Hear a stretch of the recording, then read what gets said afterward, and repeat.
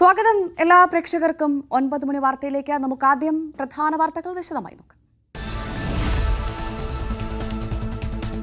പ്രസാദേടി ശബരിമല മേൽശാന്തി തൃശൂർ ചാലക്കുടി സ്വദേശി MJ മനു നമ്പൂതിരി മാളികപ്പുറം മേൽശാന്തി സന്നിധാനത്ത് വൻ ഭക്തജന തിരക്ക്. രാഷ്ട്രപതിയുടെ സന്ദർശനത്തിന് മുന്നോടിയായി കനത്ത സുരക്ഷ.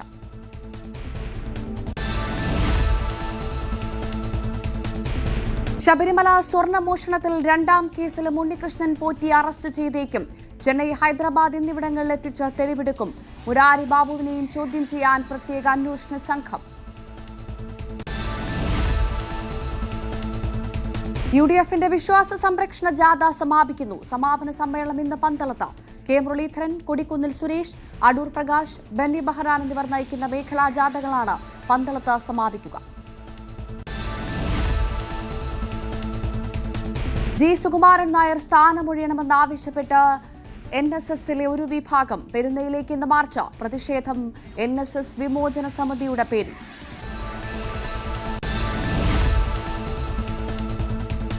ഹിജാബ് തർക്കം തുടരുന്നു. നിലപാടിൽ ഉറച്ച വിദ്യാഭ്യാസ മന്ത്രി. ശിരോവസ്ത്രം അനുവദിക്കില്ലെന്ന നിലപാടിൽ സ്കൂൾ മാനേജ്മെന്റും. പ്രിൻസിപ്പലിനെതിരായ വിദ്യാഭ്യാസ മന്ത്രിയുടെ പ്രസ്താവനയ്ക്കെതിരെ ക്രൈസ്തവ സംഘടനകൾ.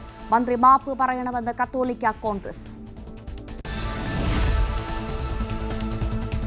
സംസ്ഥാനത്ത് ഇന്നും മഴ മുന്നറിയിപ്പ്. 9 ജില്ലകളിൽ യെല്ലോ അലേർട്ട്. മുല്ലപ്പെരിയാർ ജലനിരപ്പ് 136 അടിക്ക് മുകളിൽ. 13 ഷട്ടറുകൾ ഇന്ന് തുറക്കും.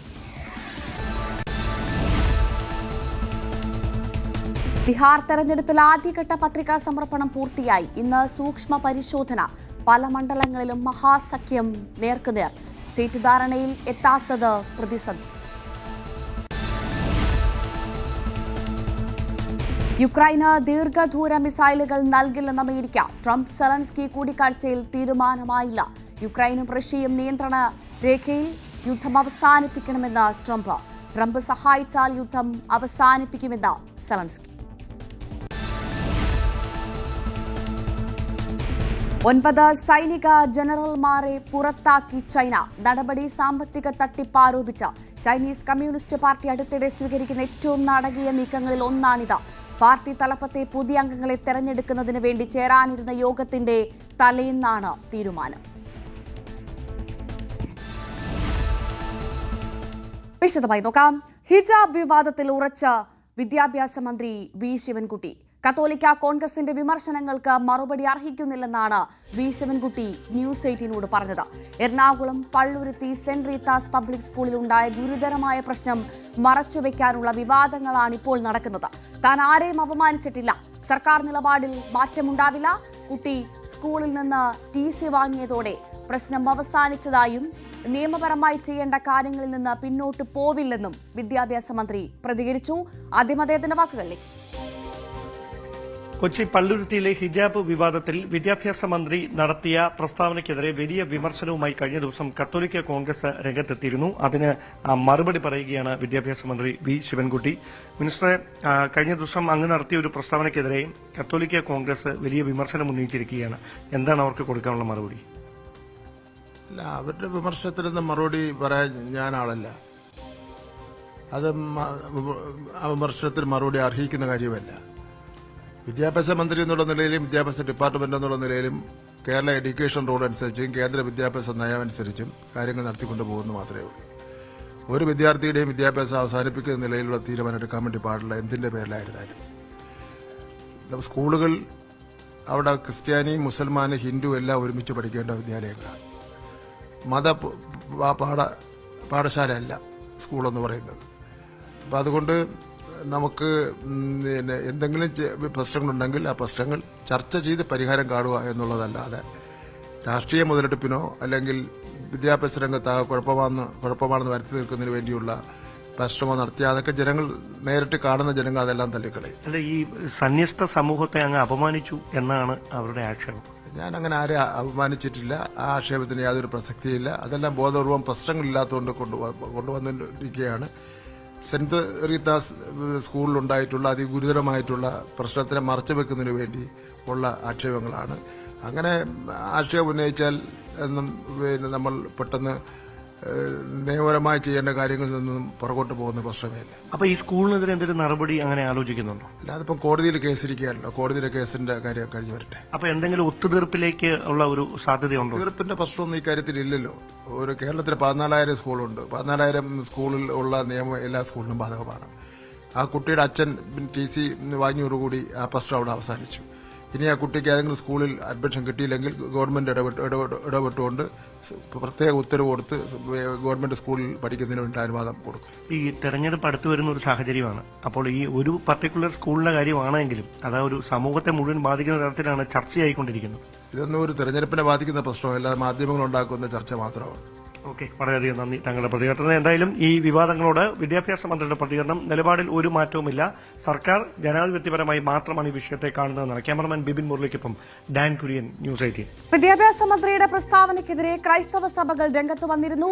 സന്യാസിമാരെ മന്ത്രി അപമാനിച്ചുവെന്നും മാപ്പ് പറയണമെന്നും കത്തോലിക്ക Congress global director Philip Kaveel ആവശ്യപ്പെട്ടു. ഡാൻ കുര്യൻ വാർത്തയുടെ വിശദാംശങ്ങളുമായി ചേരുന്നു. ഡാൻ, ഏറ്റവും പ്രധാനമായി ഈ ക്രൈസ്തവ സമൂഹത്തെ മന്ത്രി അപമാനിച്ചിരിക്കുകയാണ് എന്നാണ് ഇന്നലെ മുതലേ ക്രൈസ്തവ സഭാ നേതൃത്വമടക്കം ഒന്നടങ്കം പറയുന്ന കാര്യം. പക്ഷേ ഡാൻ തന്നെ ഇപ്പോൾ വിദ്യാഭ്യാസ മന്ത്രിയുമായി സംസാരിച്ചപ്പോൾ അദ്ദേഹം പറയുന്നു താൻ ആരെയും അപമാനിച്ചിട്ടില്ല, സർക്കാരിന്റെ നിലപാടിൽ മാറ്റമില്ല എന്ന്. ഇത് ഏത് തരത്തിൽ സർക്കാരിനെ തന്നെ ബാധിക്കും? മന്ത്രി മാപ്പ് പറയണമെന്നാണ് സഭ ആവശ്യപ്പെടുന്നത്. അത്തരത്തിൽ മന്ത്രി മാപ്പ് പറയാൻ ഇനി സാധ്യതയുണ്ടോ? സഭയുടെ നിലപാട് അതെന്തായിരിക്കും?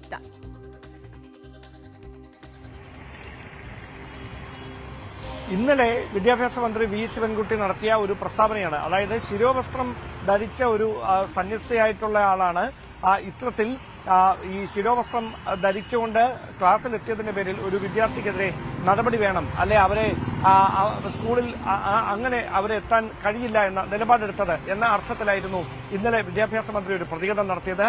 അതിനെതിരെയാണ് കത്തോലിക്ക കോൺഗ്രസ് ഉൾപ്പെടെയുള്ള സംഘടനകൾ വലിയ തരത്തിലുള്ള വിമർശനം ഉന്നയിച്ചുകൊണ്ട് വിദ്യാഭ്യാസ മന്ത്രി രൂക്ഷമായ പ്രതികരണമാണ് നടത്തിയത്. അതിൽ രാജിവെക്കണമെന്ന തരത്തിലേക്ക് വരെ നിലപാട് കടുപ്പിച്ചുകൊണ്ടാണ് ഈ സംഘടനകൾ രംഗത്തെത്തിയത്. പക്ഷേ വിദ്യാഭ്യാസ മന്ത്രി അതിനിപ്പോൾ നൽകുന്ന മറുപടി കത്തോലിക്ക കോൺഗ്രസിന് മറുപടി അർഹിക്കുന്നില്ല, ആ വിമർശനങ്ങൾക്ക് മറുപടി അർഹിക്കുന്നില്ല എന്നാണ്. മാത്രവുമല്ല, അദ്ദേഹം ഒരു അനുനയത്തിന്റെ പാത സ്വീകരിക്കാനുള്ള സാധ്യത നന്നേ കുറവാണ് എന്ന തരത്തിലാണ് ഇപ്പോൾ അദ്ദേഹം നമ്മളോട് പ്രതികരണം നടത്തിയിരിക്കുന്നത്.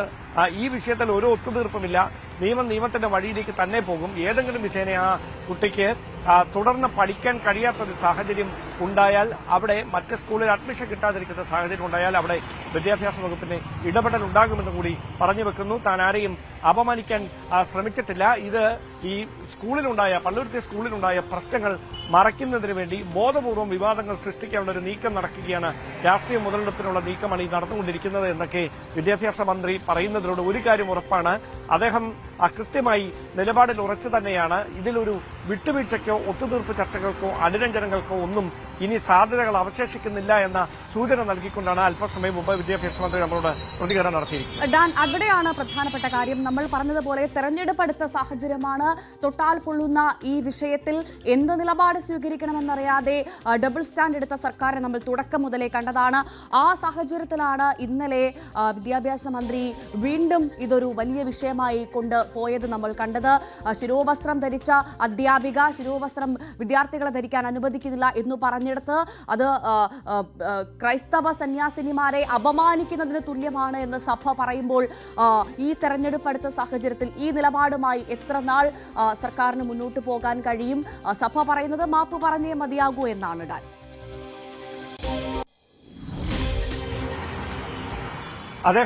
അതുതന്നെയാണ് നമ്മൾ അദ്ദേഹത്തോട് അവസാനമായി ചോദിച്ചതും. അതായത് ഈ തെരഞ്ഞെടുപ്പ് അടുത്തു വരുന്ന ഒരു സാഹചര്യത്തിൽ ഒരു ഒത്തുതീർപ്പിനും കഴിയില്ല എന്ന് ചോദിച്ചപ്പോൾ ആ വിവാദങ്ങൾ മാധ്യമങ്ങൾ ഉണ്ടാക്കുന്നതാണ് എന്ന് പറഞ്ഞ് അദ്ദേഹത്തിന്റെ ഉത്തരം അങ്ങനെ അങ്ങ് അവസാനിപ്പിക്കുകയായിരുന്നു. പക്ഷെ ഒരു കാര്യം ഉറപ്പാണ്, ക്രൈസ്തവ സമൂഹത്തെ, പ്രത്യേകിച്ച് സഭാ സമൂഹത്തെ അങ്ങനെ പിണക്കാൻ കഴിയില്ല സർക്കാരിന്. കാരണം ഒരു ജീവൻ മരണ പോരാട്ടത്തിനാണ് സർക്കാരും ഒരുങ്ങിക്കൊണ്ടിരിക്കുന്നത്, ഇടത് സർക്കാരും ഒരുങ്ങിക്കൊണ്ടിരിക്കുന്നത്. തദ്ദേശ തെരഞ്ഞെടുപ്പിന് 1 മാസം മാത്രം ബാക്കി നിൽക്കുന്ന ഒരു സാഹചര്യം. അങ്ങനെ ഒരു പശ്ചാത്തലത്തിൽ ഒരു സമൂഹത്തെ മുഴുവൻ പിണക്കിക്കൊണ്ട് അവരെ മുഴുവൻ ഒരു ഇത്തരത്തിലൊരു വിഷയത്തിൽ കൃത്യമായി അവരെ മുഴുവൻ പ്രതിരോധത്തിലാക്കിക്കൊണ്ട് എത്ര നാൾ അങ്ങനെ മുമ്പോട്ട് പോകാൻ കഴിയുമെന്നതാണ് ചോദ്യം. എന്തായാലും നിലവിൽ വിദ്യാഭ്യാസ മന്ത്രി അദ്ദേഹത്തിന്റെ നിലപാടിൽ ഉറച്ചു നിൽക്കുന്നു.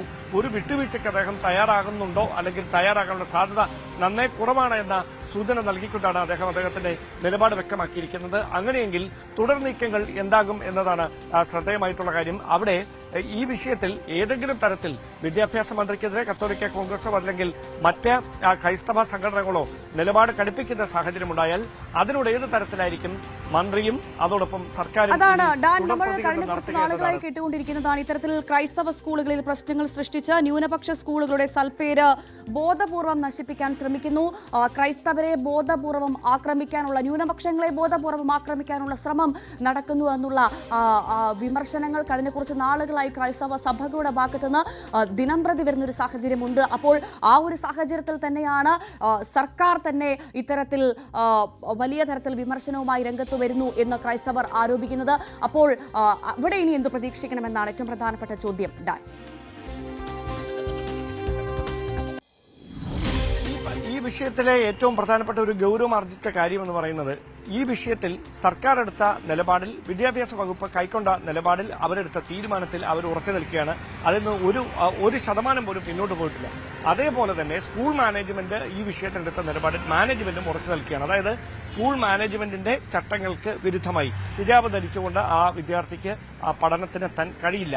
അങ്ങനെ സാധാരണയായി അവിടെ അവരുടെ മാനദണ്ഡങ്ങളിൽ പരാമർശിക്കുന്നത് എന്താണോ അതിൽ പറയുന്നതനുസരിച്ച് ആ കുഞ്ഞ് സ്കൂളിലേക്ക് വന്നാൽ അതിനെ നേരത്തെ എങ്ങനെയാണോ ആദ്യ ദിനത്തിൽ സ്വീകരിച്ചത് അതുപോലെ തന്നെ ആ കുഞ്ഞിനെ ആതിഥ്യമൊരുക്കും എന്ന് സ്കൂൾ മാനേജ്മെന്റ് പറയുമ്പോൾ ഈ പ്രശ്നത്തിൽ ഒരു വിട്ടുവീഴ്ചയ്ക്കും വിദ്യാഭ്യാസ വകുപ്പും ഈ സ്കൂൾ മാനേജ്മെന്റും തയ്യാറാകുന്നില്ല എന്നതാണ് അസാധാരണമായ ഒരു സാഹചര്യം. ഒരുപക്ഷെ അത് മാനേജ്മെന്റിന്റെ മാത്രം ഒരു തീരുമാനമായിരിക്കില്ല. അതിനപ്പുറത്തേക്ക് മാനേജ്മെന്റിനെ ഈ വിഷയത്തിൽ പിന്തുണയ്ക്കുന്ന മറ്റ് സഭയുടെ ഒരു കൃത്യമായ പിന്തുണ ഉറപ്പാക്കിക്കൊണ്ട് തന്നെയായിരിക്കും. കാരണം ഇത് ഇത്ര തരത്തിൽ വലിയ തരത്തിൽ ചർച്ചയായി മാറിയൊരു കാര്യമാണ്. അതുകൊണ്ട് സ്കൂൾ മാനേജ്മെന്റ് തനിയെ അങ്ങനെ ഒരു തീരുമാനം എടുക്കുമെന്ന് നമുക്ക് കരുതുക വയ്യ. അതിനപ്പുറത്തേക്ക് കൃത്യമായി ഒരു പിന്തുണ ഉറപ്പാക്കിക്കൊണ്ടാണ് ആ നിലപാടിൽ മാനേജ്മെന്റ് ഉറച്ചു നിൽക്കുന്നത്. ബോധപൂർവമായി ക്രൈസ്തവ ന്യൂനപക്ഷങ്ങളുടെ സ്ഥാപനങ്ങളിൽ പ്രശ്നങ്ങൾ ഉണ്ടാക്കാനുള്ള ഒരു നീക്കം നടക്കുന്നു, അതിന് കൂട്ടുനിൽക്കുകയാണ് സർക്കാർ സംവിധാനങ്ങൾ എന്ന തരത്തിലുള്ള ഒരു വിമർശനമാണ് ഇതുമായി ബന്ധപ്പെട്ട മാനേജ്മെന്റ് മുമ്പോട്ട് വെക്കാൻ ശ്രമിച്ചത്. ആ നിലപാടിൽ നിന്ന് അവർ ഒട്ടും അയഞ്ഞിട്ടില്ല, അത് അങ്ങനെ തന്നെ തുടരുകയാണ്. അതിനിടയിലാണ് ഇന്നലെ മന്ത്രിയുടെ ഭാഗത്ത് നിന്ന് അങ്ങനെയൊരു പ്രസ്താവന വരികയും അത് ഏറ്റുപിടിച്ചുകൊണ്ട് ഇപ്പോൾ വലിയ വിമർശനങ്ങളിലേക്ക് വഴിവെക്കുകയും ചെയ്യുന്ന സാഹചര്യം ഉണ്ടായിരിക്കുന്നത്. എന്തായാലും മന്ത്രി അദ്ദേഹത്തിന്റെ നിലപാട് രാവിലെ വ്യക്തമാക്കിയിരിക്കുന്നു. അങ്ങനെയെങ്കിൽ അതിനോട് മാനേജ്മെന്റും കത്തോലിക്ക കോൺഗ്രസ് ഉൾപ്പെടെയുള്ള സംഘടനകളും ഇനി എങ്ങനെ പ്രതികരിക്കും എന്നതാണ് അറിയാനുള്ളത്. അതാണ് വിദ്യാഭ്യാസ മന്ത്രി എന്തായാലും അദ്ദേഹത്തിന്റെ നിലപാട് ന്യൂസ് 18 വ്യക്തമാക്കി കഴിഞ്ഞു. മറുപടി അറിയിക്കുന്നില്ല എന്ന് അദ്ദേഹം പറയുന്നു. താൻ ആരെയും അപമാനിച്ചിട്ടില്ല എന്ന് പറയുന്നു. പക്ഷേ മന്ത്രി മാപ്പ് പറഞ്ഞേ മതിയാകൂ എന്ന് ക്രൈസ്തവ സംഘടനകൾ ആവശ്യപ്പെടുന്നുണ്ട്. ഇനി ആര് നിലപാട് മാറ്റും, മാപ്പ് പറയുമോ പറയാതിരിക്കുമെന്നൊക്കെ നമുക്ക് കാത്തിരുന്ന് കാണാം. എന്തായാലും മന്ത്രി നിലപാട് വ്യക്തമാക്കി കഴിഞ്ഞു. ന്യൂസ് 18നോട് ഡാൻ കുര്യനാണ് വിവരങ്ങൾ നൽകിയത്. പള്ളുരുത്തി സ്കൂളിലെ വിവാദം നിർഭാഗ്യകരമെന്ന് മുസ്ലിം ലീഗ് ദേശീയ general secretary P K Kunhalikutty പ്രതികരിച്ചു. വാക്കുകളിലേക്ക്. പള്ളുരുത്തി സ്കൂളിൽ ഉണ്ടായ പ്രശ്നത്തെക്കുറിച്ച് പറയാതിരിക്കാൻ വയ്യ. വളരെ വളരെ നിർഭാഗ്യകരമായിപ്പോയി. നമ്മുടെ കേരളത്തിൽ സംഭവിച്ചുകൂടാത്തതാണ്. നിയമം അനുസരിച്ച് വരികയാണെങ്കിൽ എന്നാ പറഞ്ഞത്. എന്ത് നിയമമാണത്? ഒരു കുട്ടിയുടെ തലയിൽ 1 മുഴം നീളം ഉള്ള ഒരു തുണി അവരുടെ ശിരോവസ്ത്രം പോലെ തന്നെ, അത് കണ്ടാൽ പേടിയാവും, അത് നിയമവിരുദ്ധമാണ് എന്നൊക്കെ പറഞ്ഞ് ഒരു കുട്ടിയുടെ വിദ്യാഭ്യാസം മുടങ്ങിയത് അത് വളരെ വളരെ നിർഭാഗ്യകരമായി കേരളത്തിൽ സംഭവിച്ചുകൂടാത്ത ഒന്നാണ്. ഇതുവരെയും സംഭവിച്ചിട്ടില്ലാത്ത ഒന്നുമാണ്. പൊതുസമൂഹം ഇതിനെ അങ്ങേയറ്റം നിരുത്സാഹപ്പെടുത്തേണ്ടതാണ്. യാതൊരു സംശയവും ആ കാര്യത്തിൽ എനിക്കില്ല. ക്രൈസ്തവ സഭകളിൽ ചിലരെയെങ്കിലും അങ്ങേയറ്റം വർഗീയവൽക്കരിക്കപ്പെടുന്നുവെന്ന് യൂത്ത് ലീഗ് നേതാവ് പി കെ ഫിറോസ്. വിദ്യാഭ്യാസ നവോത്ഥാനത്തിന് കേരളത്തിലെ ക്രൈസ്തവ സഭകൾ നൽകിയ പങ്ക് അത് വിസ്മരിക്കാനാവില്ല. എന്നാൽ ക്രിസ് അങ്കികൾ ക്രൈസ്തവ സഭകൾക്കിടയിൽ വ്യാപകമായി പ്രവർത്തിക്കുന്നുണ്ടെന്ന് ഫിറോസ്. ഒരുപാട് തട്ടമിട്ട കുട്ടികളെ, ഒരുപാട് പൊട്ടുതൊട്ട കുട്ടികളെ, അവർക്കെല്ലാം വിദ്യാഭ്യാസം കൊടുത്ത പാരമ്പര്യമാണ് കേരളത്തിലെ ക്രൈസ്തവ സഭകൾക്കുള്ളത്. ഇപ്പോഴും കേരളത്തിലെ നിരവധി ക്രൈസ്തവ സഭകൾ നടത്തുന്ന വിദ്യാഭ്യാസ സ്ഥാപനങ്ങളിൽ തട്ടമിട്ടുകൊണ്ട് തന്നെ പെൺകുട്ടികൾ പഠിക്കുന്നുണ്ട്, മുസ്ലിം പെൺകുട്ടികൾ പഠിക്കുന്നുണ്ട്.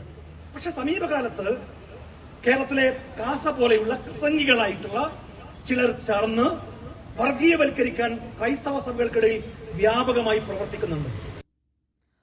ശബരിമലയിലെ സ്വർണ്ണപ്പാളി മോഷണ കേസിൽ അറസ്റ്റിലായ ഉണ്ണികൃഷ്ണൻ പോറ്റിയുടെ ചോദ്യം ചെയ്യൽ തുടരുന്നു. ഇഞ്ചക്കലിലെ ക്രൈംബ്രാഞ്ച് ഓഫീസിലാണ് ചോദ്യം ചെയ്യൽ പുരോഗമിക്കുന്നത്.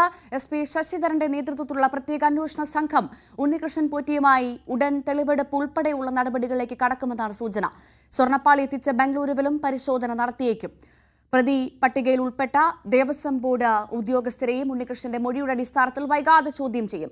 ഡാൻ കുര്യൻ വിവരങ്ങളുമായി ചേർന്നു. ഡാൻ, പോറ്റി മാത്രമല്ല, പോറ്റിയെ പോറ്റിയവരും പിടിയിലാകും. റിമാൻഡ് റിപ്പോർട്ടിൽ വളരെ കൃത്യമായി 10 പേരുകൾ സൂചിപ്പിക്കുന്നുണ്ട്. മുരാരി ബാബു അടക്കം ഉള്ള പേരുകളിൽ ഓരോന്നോരോന്നായി പിടി വീഴും അല്ലെ?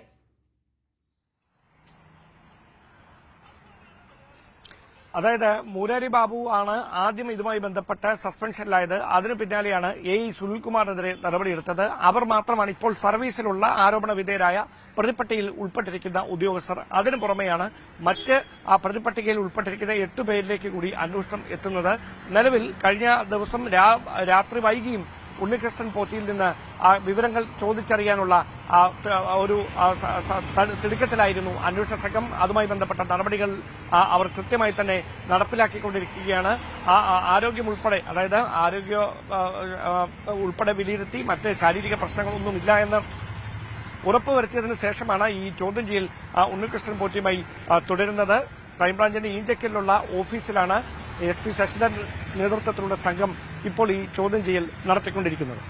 തീർച്ചയായും ഈ 2 ദിവസത്തെ ചോദ്യം ചെയ്യലിന് ശേഷമായിരിക്കുമല്ലോ ഈ ചെന്നൈയിലേക്കും ഹൈദരാബാദിലേക്കും ഒക്കെയുള്ള ഈ തെളിവെടുപ്പിനായി കൊണ്ടുപോവൽ അല്ലേ ഡാൻ?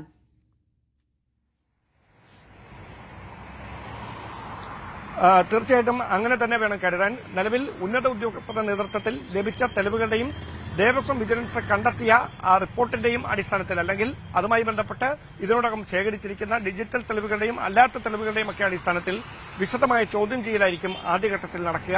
ആ ചോദ്യം ചെയ്യൽ പൂർത്തിയാക്കിയതിനു ശേഷമായിരിക്കും ചെന്നൈയിലേക്കും ബംഗളൂരുവിലേക്കും ഉൾപ്പെടെ തെളിവെടുപ്പിനായി ഉണ്ണികൃഷ്ണൻ പോറ്റിയുമായി അന്വേഷണ സംഘം പോകുകയെന്ന വിവരങ്ങളാണ് ലഭിക്കുന്നത്. അതിനുശേഷമായിരിക്കും ഒരുപക്ഷെ ഈ ദേവസ്വം ബോർഡിലെ ജീവനക്കാരെ ഉൾപ്പെടെ, അതായത് 10ഓളം പേർ, പ്രതിപട്ടികയിൽ ഉൾപ്പെട്ടിരിക്കുന്ന 10ഓളം പേരിലേക്ക് അന്വേഷണം എത്തുക. പിന്നീടാകും 2019 ഭരണസമിതിയെ, പത്മകുമാർ ഉൾപ്പെടെയുള്ള ഭരണസമിതിയെ വിളിച്ചു വരുത്തി ചോദ്യം ചെയ്യുകയോ അല്ലെങ്കിൽ അതിനപ്പുറത്തേക്ക് തുടർ നീക്കങ്ങളിലേക്ക് കടക്കുകയോ ചെയ്യുന്ന സാഹചര്യം പ്രത്യേക അന്വേഷണ സംഘത്തിന്റെ ഭാഗത്തുനിന്നുണ്ടാകുക. ഇതിൽ ഏറ്റവും പ്രധാനപ്പെട്ട കാര്യം 1.5 ആഴ്ച പിന്നിടുകയാണ് ഈ പ്രത്യേക അന്വേഷണ സംഘത്തിന്റെ നടപടികൾ ആരംഭിച്ചിട്ട്. അങ്ങനെയെങ്കിൽ 6 ആഴ്ചക്കകം ആ നടപടികൾ പൂർത്തിയാക്കേണ്ടതുണ്ട്. അതുകൊണ്ട് തന്നെയാണ് ഈ തിടുക്കത്തിൽ ഈ നിയമ നടപടികളുമായി അന്വേഷണ സംഘം മുമ്പോട്ട് പോകുന്നത്. ഡാൻ കുര്യനാണ് വിവരങ്ങൾ നൽകിയത്. ശബരിമലയിലെ ആചാര ലംഘനത്തിനെതിരെയും സ്വർണ്ണക്കൊള്ളയ്ക്കെതിരെയും KPCC നേതൃത്വത്തിന്റെ സംസ്ഥാന പര്യടനം ഇന്ന് സമാപിക്കും. കെ മുരളീധരൻ, കൊടിക്കുന്നിൽ സുരേഷ്, അടൂർ പ്രകാശ്, ബെന്നി ബെഹനാൻ എന്നിവർ നയിക്കുന്ന മേഖലാ ജാഥകളാണ് പന്തളത്ത് സമാപിക്കുക. UDF നേതാക്കൾ അണിനിരക്കുന്ന വിപുലമായ പദയാത്രയോടെയായിരിക്കും സമാപന സമ്മേളനം ഉണ്ടാവുക. NSS general secretary G. Sukumaran Nair സ്ഥാനമൊഴിയണമെന്നാവശ്യപ്പെട്ടുകൊണ്ട് പ്രതിഷേധം നടത്താൻ ഒരു വിഭാഗം. ചങ്ങനാശ്ശേരി പെരുന്നയിലെ NSS ആസ്ഥാനത്തേക്ക് ഇന്ന് മാർച്ചുണ്ടാകും. NSS വിമോചന സമിതി എന്ന പേരിലാണ് ഒരു വിഭാഗം രംഗത്തെത്തിയിരിക്കുന്നത്. അതേസമയം മന്നം സമാധിയിൽ പുഷ്പാർച്ചന നടത്തുന്നതിനുൾപ്പെടെ ഇവർക്ക് അനുമതി നൽകിയിട്ടില്ല. മാർച്ച് തുടക്കത്തിൽ തന്നെ പോലീസ് തടയാനാണ് സാധ്യത. ഇടവേള.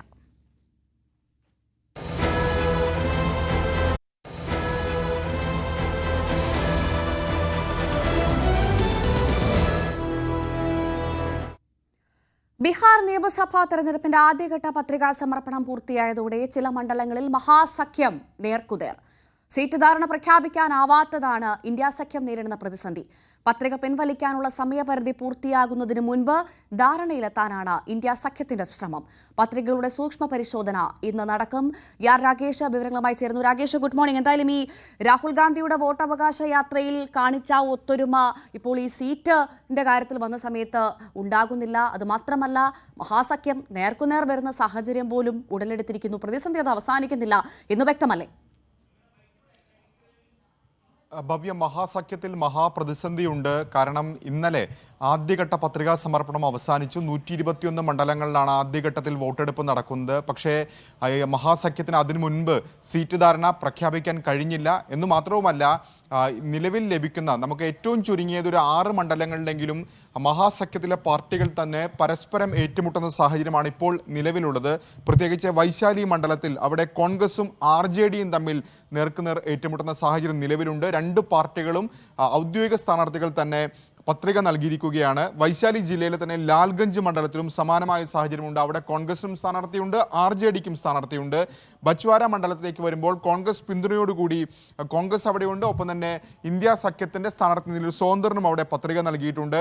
ഇത് കൂടാതെ വികാസ്ശീൽ ഇൻസാൻ പാർട്ടി, മുകേഷ് സൈനിയുടെ പാർട്ടിയാണ്. അവർക്ക് 15 സീറ്റാണ് ധാരണയായിട്ടുള്ളത്. അതേ തുടർന്നാണ് മുകേഷ് സൈനി ഏതായാലും ഇന്ത്യ സഖ്യത്തിനൊപ്പം തന്നെ ഉറച്ചു നിൽക്കുമെന്ന് പ്രഖ്യാപിക്കുകയും ചെയ്തത്. അവിടെയും പക്ഷേ ഇന്ത്യ സഖ്യത്തിന്റെ സ്ഥാനാർത്ഥി വരികയാണ്. അവിടെ RJDയാണ് VIP-ക്കെതിരെ സ്ഥാനാർത്ഥി പത്രിക നൽകിയിട്ടുള്ളത്. ഇതുകൂടാതെ CPIയും കോൺഗ്രസും തമ്മിൽ നേർക്കുനേർ വരുന്ന മണ്ഡലങ്ങൾ വരുന്നു. CPMലും കോൺഗ്രസും തമ്മിൽ നേർക്കുനേർ പോരാട്ടം വരുന്നു. ഇതാണ് ഇപ്പോൾ നേരിടുന്ന പ്രതിസന്ധി. ഏതായാലും ഇന്ന് സൂക്ഷ്മ പരിശോധന നടക്കുകയാണ്. പത്രിക പിൻവലിക്കാനുള്ള സമയപരിധിക്ക് മുൻപെങ്കിലും ഒരു ധാരണയാക്കാനുള്ള ശ്രമമായിരിക്കും ഇന്ത്യ സഖ്യത്തിന്റെ ഭാഗത്ത് നടക്കുക. അപ്പോൾ പോലും ഏതൊക്കെ പാർട്ടികൾ എത്ര സീറ്റിൽ മത്സരിക്കുമെന്ന കാര്യത്തിൽ ഒരു പ്രഖ്യാപനത്തിലേക്ക് ഇന്ത്യ സഖ്യം ഇതുവരെ വന്നിട്ടില്ല. അതിന് പ്രധാനപ്പെട്ട കാരണം കോൺഗ്രസുമായി തർക്കം തുടരുന്നതാണ്. കാരണം കഴിഞ്ഞ വർഷം കോൺഗ്രസ് 70 സീറ്റിൽ മത്സരിച്ചു. ഇത്തവണ അവർ കൂടുതൽ 70 ഇല്ലെങ്കിൽ പോലും 65 വേണം എന്ന നിലപാടിൽ ഉറച്ചു നിൽക്കുകയാണ്. RJD ആകട്ടെ 58 സീറ്റ് കോൺഗ്രസ് നൽകാൻ കഴിയുമെന്ന് അറിയിക്കുകയും ചെയ്തിട്ടുണ്ട്. ഇതാണ് നിലവിലെ പ്രതിസന്ധി. ഒപ്പം തന്നെ വിജയ സാധ്യത, എണ്ണത്തിനേക്കാൾ ഉപരിയായി വിജയ സാധ്യതയുള്ള സീറ്റുകൾ വേണമെന്ന ആവശ്യത്തിൽ കോൺഗ്രസ് നിലപാട് കടുപ്പിക്കുന്നു. ഇതുകൊണ്ട് തന്നെയാണ് പ്രഖ്യാപനത്തിലേക്ക് പോകാൻ കഴിയാത്തത്. രാഹുൽ ഗാന്ധിയും മല്ലികാർജ്ജുൻ ഖർഗെയും ഒക്കെ തേജസ്വി യാദവുമായും ലാലു പ്രസാദുമായും ഒക്കെ ചർച്ച നടത്തിയിരുന്നു. എന്നിട്ട് പോലും ഒരു പ്രഖ്യാപനത്തിലേക്ക് എത്താൻ കഴിഞ്ഞിട്ടില്ല എന്നതാണ് പ്രധാനപ്പെട്ട കാര്യം. സാധാരണഗതിയിൽ ഇത്തരം സംഭവങ്ങളൊക്കെ ഉണ്ടാകാറുണ്ട് പല സംസ്ഥാനങ്ങളിലും. പക്ഷേ പത്രികാ സമർപ്പണത്തിനുള്ള അവസാന തീയതിയെങ്കിലും പ്രഖ്യാപനത്തിലേക്ക് പോകാറുണ്ട്. പക്ഷേ ബീഹാറിന്റെ കാര്യത്തിൽ അങ്ങനെയല്ല സംഭവിച്ചത്. അത്തരമൊരു പ്രഖ്യാപനത്തിലേക്ക് പോകാൻ ഇന്ത്യ സഖ്യത്തിന് ഇതുവരെ സാധിച്ചിട്ടില്ല. ഭവ്യ, രാകേഷാണ് വിവരങ്ങൾ നൽകിയത്. US യുക്രൈന് ദീർഘദൂര മിസൈലുകൾ നൽകിയില്ല. ഇന്നലെ ട്രംപും സെലൻസ്കിയുമായി നടന്ന കൂടിക്കാഴ്ചയിൽ ആയുധ വ്യാപാരം സംബന്ധിച്ച തീരുമാനമായില്ല. എന്നാൽ യുക്രൈനും റഷ്യയും നിലവിലെ നിയന്ത്രണ രേഖയിൽ യുദ്ധം അവസാനിപ്പിക്കണമെന്ന് ട്രംപ് നിർദ്ദേശിച്ചു. I met with President Zelensky, as you know, today. And we had a very good meeting, very cordial meeting. In my opinion, they should stop the war immediately. You go by the battle line wherever it is, otherwise it's too complicated. You'll never be able to figure it out. You stop at the battle line and both sides should go home, go to their families, stop the killing, and that should be it. Stop right now at the battle line. I told that to President Zelensky. I told it to President Putin. എന്നാൽ Ukraine ആദ്യഘട്ട ചർച്ചയിൽ ഈ ആവശ്യം തള്ളിക്കളഞ്ഞിരുന്നു. Trump സഹായിച്ചാൽ യുദ്ധം അവസാനിപ്പിക്കാനാകുമെന്നാണ് തന്റെ പ്രതീക്ഷയെന്നാണ് യോഗത്തിന് ശേഷം Zelensky പ്രതികരിച്ചത്. That it was also difficult to manage in the situation in the Middle East, and if President was successful in it, I hope that he will manage this situation. Also, we spoke about Budapest. President shared with me their dialogue with Russian side, so we understand for us all the signals from Russians. They are not new, but we count on President, on his pressure on Putin to stop this war. I think we have to stop where we are, and he is right. President is right that we have to stop where we are. Ajay Sudha Biju വിവരങ്ങളുമായി ചേർന്നു. അജയ്, യുക്രൈന് വേണ്ട ദീർഘദൂര മിസൈലുകൾ നൽകാൻ US തയ്യാറായില്ല. Trump തന്നെ പറയുന്നു നിയന്ത്രണ രേഖയിലെ യുദ്ധം അവസാനിപ്പിക്കണമെന്ന്. അതേസമയം സെലൻസ്കി പറയുന്നു ട്രംപ് വിചാരിച്ചാൽ ഈ യുദ്ധം അവസാനിക്കുമെന്ന്. എന്താണ് മനസ്സിലാക്കേണ്ടത്? ഭവ്യ, ഈയൊരു മിസൈലിനെ സംബന്ധിച്ച് തന്നെ ആദ്യം പറഞ്ഞു തുടങ്ങുകയാണെങ്കിൽ ഇതിനു മുൻപേ കഴിഞ്ഞ ദിവസം ട്രംപിൻ്റെ പ്രസ്താവനകൾ നമ്മൾ പരിശോധിക്കുകയാണെങ്കിൽ ഈ മിസൈൽ യുക്രൈന് എന്തു തരത്തിലും നൽകും എന്നുള്ള ഒരു തീരുമാനത്തിലേക്ക് US പോകുന്നു എന്നുള്ളൊരു നിഗമനത്തിലേക്കാണ് എല്ലാവരും എത്തിയിരുന്നത്. എന്നാൽ പിന്നീടാണ് ഏവരെയും അത്ഭുതപ്പെടുത്തിക്കൊണ്ട് ഇന്നലെ നടന്ന ചർച്ചയ്ക്ക് ശേഷം ഈ മിസൈലുകൾ നിലവിൽ ടോമഹോക്ക് മിസൈലുകൾ, ദീർഘദൂര ടോമഹോക്ക് മിസൈലുകൾ അത് നിലവിൽ യുക്രൈന് നൽകുന്നില്ല. അഥവാ ഈ മിസൈലുകൾ യുക്രൈന് നൽകുകയാണെങ്കിൽ അത് യുദ്ധത്തിൻ്റെ ഒരു ആക്കം കൂട്ടും, അത് കൂടുതൽ യുദ്ധം വ്യാപിക്കാൻ ഇടയാക്കും എന്നാണ് ട്രംപ് കഴിഞ്ഞ ദിവസത്തെ യോഗത്തിന് ശേഷം പറഞ്ഞത്. അതുപോലെ റഷ്യയെ പൂർണ്ണമായിട്ട് തള്ളിക്കളയാൻ പാടില്ല, റഷ്യയുടെ കാര്യം കൂടി പരിഗണിക്കണം എന്നും അദ്ദേഹം പറഞ്ഞിട്ടുണ്ട്.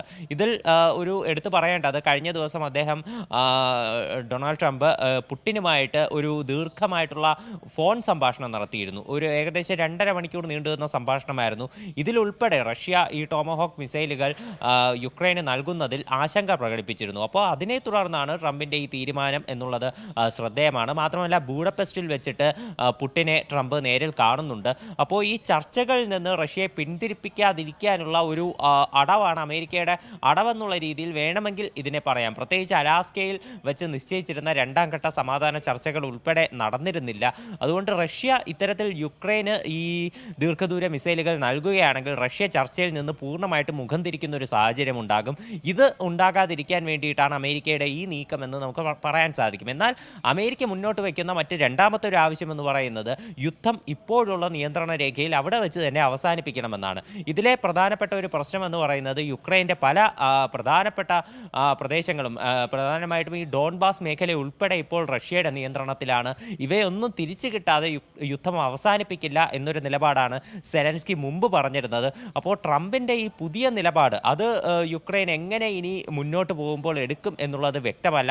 എന്നാൽ സെലൻസ്കി നിലവിൽ ട്രംപിൻ്റെ ഈ അഭിപ്രായങ്ങളോട് പൂർണ്ണമായിട്ട് യോജിക്കുന്ന രീതിയിലുള്ള പ്രസ്താവനയാണ് നടത്തിയത്. യുദ്ധം ഏത് വിധേനയും അവസാനിപ്പിക്കണം, അതിനുവേണ്ടി ഞങ്ങൾ എന്ത് സഹകരണം വേണമെങ്കിലും നടത്താൻ തയ്യാറാണ്, ചർച്ചകൾ നടക്കട്ടെ, റഷ്യയുടെ കാര്യത്തിൽ പുടിനെ ട്രംപ് കാണട്ടെ എന്നുൾപ്പെടെ പറഞ്ഞിരുന്നു. അതുപോലെ തന്നെ ഈ ഏതാണ്ട് ഈ ട്രംപ് പറഞ്ഞ വാദങ്ങളോട് യോജിക്കുന്ന ഒരു നിലപാട് തന്നെയാണ് സെലൻസ്കി സ്വീകരിച്ചത്. ഈ മിഡിൽ ഈസ്റ്റിൽ ഇസ്രായേലും അതുപോലെ ഹമാസും തമ്മിലുള്ള പോരാട്ടം അവസാനിപ്പിക്കാൻ ട്രംപിനായി. അതിൻ്റെ ഒരു സ്വാധീനം യുക്രൈൻ റഷ്യ സംഘർഷത്തിലും ഉണ്ടാകട്ടെ എന്നും സെലൻസ്കി കഴിഞ്ഞ ദിവസം പറയുകയുണ്ടായി. എന്തായാലും ഈ ഇരുവരും തമ്മിലുള്ള ഒരു സംഭാഷണം, ഈ ടോമഹോക്ക് മിസൈൽ നൽകിയില്ല എന്നുള്ളൊരു കാര്യം ഒഴിച്ചു നിർത്തിയാൽ മറ്റെല്ലാ കാര്യങ്ങളും പോസിറ്റീവായിട്ടാണ് നടന്നത്. ഇനി ബൂഡപെസ്റ്റിൽ വെച്ച് പുടിനെ കാണുമ്പോൾ അദ്ദേഹം എന്ത് നിലപാടായിരിക്കും സ്വീകരിക്കുക എന്നുള്ളതനുസരിച്ചിരിക്കും ഈ യുദ്ധത്തിൻ്റെ അന്ത്യത്തിലേക്കുള്ള ഒരു പോക്കെന്ന് പറയുന്നത്. അജയ്, തുടരുക. ചൈനയിലെ 9 സൈനിക ജനറൽമാരെ പുറത്താക്കി സാമ്പത്തിക തട്ടിപ്പ് ആരോപിച്ചാണ് നടപടി. ചൈനീസ് കമ്മ്യൂണിസ്റ്റ് പാർട്ടി അടുത്തിടെ സ്വീകരിക്കുന്ന ഏറ്റവും നാടകീയ നീക്കങ്ങളിൽ ഒന്നാണിത്. പാർട്ടി തലപ്പത്തെ പുതിയ അംഗങ്ങളെ തെരഞ്ഞെടുക്കുന്നതിനു വേണ്ടി ചേരാനിരുന്ന യോഗത്തിന്റെ തലേന്നാണ് ഈ തീരുമാനം. അജയ് തുടരുന്നുണ്ട്. അജയ്, ഇതിന്റെ വിശദാംശങ്ങൾ കൂടി. ഭവ്യ, ഇക്കാര്യത്തിൽ നമ്മൾ നോക്കുകയാണെങ്കിൽ ചൈനയിൽ ഈ അടുത്ത് സംഭവിച്ച ഏറ്റവും നാടകീയമായിട്ടുള്ള നീക്കങ്ങളിലൊന്നാണിത്. ഇതിൽ നമ്മൾ നിർണായകമായിട്ടുള്ള ഒരു സ്ഥാനങ്ങൾ അലങ്കരിച്ചിരുന്ന പല വ്യക്തികളും ഈ രീതിയിൽ പുറത്തായിട്ടുണ്ട്. പ്രത്യേകിച്ച് ചൈനയിലെ ഉന്നത സൈനിക ഉദ്യോഗസ്ഥർ, ഇതിൽ കരസേനയിലെ മാത്രമല്ല വ്യോമസേന അതുപോലെ തന്നെ നാവികസേന, ഇതിലെല്ലാം ഉള്ള ഉദ്യോഗസ്ഥർ ഈ നടപടി നേരിട്ടവരുടെ കൂട്ടത്തിൽ ഉൾപ്പെട്ടിട്ടുണ്ട്. 3 സ്റ്റാർ ഉൾപ്പെടെയുള്ള റാങ്കിങ്ങിന് മുകളിലുള്ള ഉദ്യോഗസ്ഥരെയാണ് ഈ പുറത്താക്കിയിട്ടുള്ളത്. സാമ്പത്തിക ക്രമക്കേടും മറ്റ് അഴിമതി ആരോപണങ്ങളും ഉന്നയിച്ചാണ് ഇവർക്കെതിരെ നടപടി സ്വീകരിച്ചിട്ടുള്ളത് എന്നാണ് വിവരം ലഭിക്കുന്നത്. കഴിഞ്ഞ ജൂലൈ മുതൽ തന്നെ ഇവർക്കെതിരെയുള്ള അന്വേഷണങ്ങൾ നടക്കുന്നുണ്ടായിരുന്നു. അതിനെ തുടർന്നാണ് ഇത്തരത്തിൽ ഒരു പുതിയ ഈ 9 പേരെ പുറത്താക്കുന്ന നീക്കത്തിലേക്ക് നയിച്ചത്. ഇതിലൊരു നിർണായകമായിട്ടുള്ള പേരെന്ന് പറയുന്നത് ഹി വെയ്ങ്ടോങ് എന്ന് പറയുന്ന വ്യക്തി തന്നെയാണ്. ഇദ്ദേഹം ഈ ഹി വെയ്ങ്ടോങ് എന്ന് പറയുന്നത് ചൈനയുടെ ആർമിയിലുള്ള വൈസ് ചെയർമാൻ, സെൻട്രൽ മിലിറ്ററി കമ്മീഷൻ്റെ വൈസ് ചെയർമാനാണ്. അപ്പോൾ ഇദ്ദേഹം എന്ന് പറയുന്നത് ഇപ്പോൾ ചൈനീസ് പ്രസിഡന്റ് ആയിട്ടുള്ള ഷീ ജിൻ പിങ്ങിൻ്റെ തൊട്ട് താഴെ വരുന്ന, അതായത് സർക്കാർ തലത്തിൽ അദ്ദേഹത്തിൻ്റെ തൊട്ട് താഴെ റാങ്കിങ്ങിൽ വരുന്ന വ്യക്തിയാണ്. അപ്പോൾ ഈ ഹി വെയ്ങ്ടോങ്ങിനെ വരെ പുറത്താക്കി വളരെ കടുത്ത നടപടിയാണ് നിലവിൽ ചൈനയിൽ സ്വീകരിച്ചിട്ടുള്ളത്. ഇതിൽ മറ്റൊരു ആക്ഷേപം വരുന്നതെന്ന് പറഞ്ഞാൽ സർക്കാരിനെതിരെ ഷീ ജിൻ പിങ്ങിന് ഒക്കെ ഉൾപ്പെടെ എതിരെ നിൽക്കുന്ന ആളുകളെ തന്ത്രപരമായിട്ട് മാറ്റി നിർത്താനുള്ള ഒരു നീക്കമാണ് ഇതെന്നും ഒരു ആക്ഷേപം ഉയരുന്നുണ്ട്. അതുപോലെ തന്നെ ഈ ഹി വെയ്ങ്ടോങ് എന്ന് പറയുന്നത് ഈ ചൈനീസ് കമ്മ്യൂണിസ്റ്റ് പാർട്ടിയിലെ പോളിറ്റ് ബ്യൂറോ അംഗമാണ്. ആദ്യമായിട്ടാണ് ഒരു പോളിറ്റ് ബ്യൂറോ അംഗത്തിനെതിരെ ഇത്ര കടുത്ത നടപടി സ്വീകരിക്കുന്നത് എന്നുള്ളൊരു പ്രത്യേകത കൂടിയുണ്ട്. അതുമാത്രമല്ല ചൈനീസ് കമ്മ്യൂണിസ്റ്റ് പാർട്ടി ഇപ്പോൾ ഉടൻ തന്നെ ഒരു യോഗം ചേരാനിരിക്കുകയായിരുന്നു. ചൈനയിലെ സാമ്പത്തികമായി ചൈന എങ്ങനെ മുന്നേറാം എന്നുള്ള ചർച്ചകൾ നടക്കും. അതുപോലെ തന്നെ പാർട്ടിയിലെ പുതിയ അംഗങ്ങളെ തിരഞ്ഞെടുക്കും. പുതിയ നിർണായകമായിട്ടുള്ള സ്ഥാനങ്ങളിലേക്ക് വരെയുള്ള തെരഞ്ഞെടുപ്പുകൾ നടക്കും. അപ്പോൾ ഇത്തരത്തിലൊരു യോഗം ചേരാനിരിക്കുന്നതിന് ഒരു ദിവസം മുമ്പായിരുന്നു ഇത്തരത്തിലൊരു കടുത്ത നടപടി സ്വീകരിച്ച് 9 പേരെ, പാർട്ടിയിലെ പ്രധാന അംഗങ്ങൾ ഉൾപ്പെടെയുള്ള ഈ 9 പേരെ പുറത്താക്കിയ നടപടി എന്നുള്ളതും നമുക്കിപ്പോൾ അറിയാൻ എന്നുള്ളത് നമുക്ക് മനസ്സിലാക്കാൻ സാധിക്കും. ഇത് തീർച്ചയായിട്ടും ഈ രാഷ്ട്രീയമായിട്ടുള്ള ഒരു കളിയാണോ എന്നതുൾപ്പെടെയുള്ള സംശയങ്ങളും ഇതിൽ നിലനിൽക്കുന്നുണ്ട്. ഭവ്യ. ശരി, അജയ് സുധാ ബിജുവാണ് വിവരങ്ങൾ. നമ്മൾ ഇനി വീണ്ടും സംസ്ഥാന വാർത്തകളിലേക്ക് പോവുകയാണ്. സംസ്ഥാനത്ത് ശക്തമായ മഴ തുടരുന്നു. 9 ജില്ലകളിൽ യെല്ലോ അലേർട്ടാണ്. പത്തനംതിട്ട, കോട്ടയം, ഇടുക്കി, എറണാകുളം, തൃശൂർ, പാലക്കാട്, മലപ്പുറം ജില്ലകളിലാണ് യെല്ലോ അലേർട്ട്. മറ്റ് ജില്ലകളിൽ മഴ മുന്നറിയിപ്പില്ലെങ്കിലും ഒറ്റപ്പെട്ട മഴയ്ക്ക് സാധ്യതയുണ്ട്. 50 കിലോമീറ്റർ വരെ വേഗതയിൽ ശക്തമായ കാറ്റിനും സാധ്യതയുണ്ട്. അതിശക്തമായ മഴയിൽ ഇടുക്കി ജില്ലയിൽ വ്യാപക നാശനഷ്ടം. കല്ലാർപ്പുഴ കരകവിഞ്ഞതോടെ തൂക്കുപാലം, കൂട്ടാർ മേഖലകളിൽ വീടുകളിലും സ്ഥാപനങ്ങളിലും വെള്ളം കയറി. കൂട്ടാറിൽ വാഹനങ്ങൾ ഒലിച്ചുപോയി.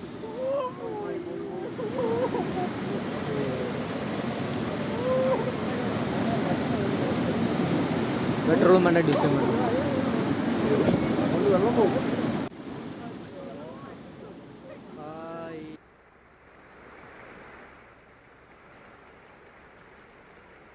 വെള്ളം കയറിയതിനെ തുടർന്ന് നെടുങ്കണ്ടം മുണ്ടിയെരുമയിൽ വീടിന് മുകളിൽ രക്ഷ തേടിയവരെ നാട്ടുകാരെത്തി രക്ഷപ്പെടുത്തി.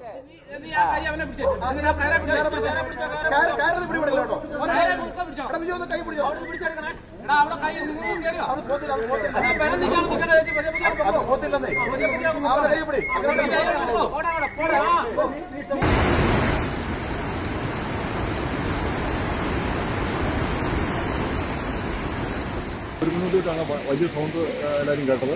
എല്ലാവരും എഴുന്നേറ്റ് വന്നപ്പോഴത്തേക്കിനും ഇതുപോലെ മഴവെള്ളം ഭയങ്കരമായിട്ട് വരും. മരവും കല്ലും എല്ലാം കൂടെ ഒഴുകി വന്ന് ഈ താഴെ, അതായത് 2018 ആഗസ്റ്റ് മാസം 8-ാം തീയതി ഉരുൾപൊട്ടി അതേ സ്ഥലത്ത് തന്നെ വീണ്ടും പൊട്ടിയിരിക്കുകയാണ്. ഏതായാലും വീടുകൾക്കൊന്നും ഡാമേജൊന്നുമില്ല. മണ്ണും കല്ലൊക്കെ വന്ന് കയറിയെന്നുള്ളത് മാത്രമേ ഉള്ളൂ. വേറെ പ്രശ്നമൊന്നുമില്ല. വഴിയെല്ലാം ബ്ലോക്കായിരിക്കുകയാണ്. ഏതായാലും ഭയങ്കരമായ മഴയായിരുന്നു ഈ ഭാഗത്ത്, മേട്ടുകുടി ഭാഗത്തും എല്ലാ വഴികളും ബ്ലോക്കാണ്. ഈ പറഞ്ഞ നാശനഷ്ടങ്ങൾ എന്ന് പറഞ്ഞാൽ ഈ പറഞ്ഞ നാശനഷ്ടങ്ങളുണ്ട്. വീടുകൾക്കൊന്നും ഒരു കുഴപ്പങ്ങളൊന്നുമില്ല. റോഡ് എല്ലാം പോയി. ഇതെല്ലാം പുനരുണ്ടാക്കേണ്ട ഒരു ആവശ്യമുണ്ട്.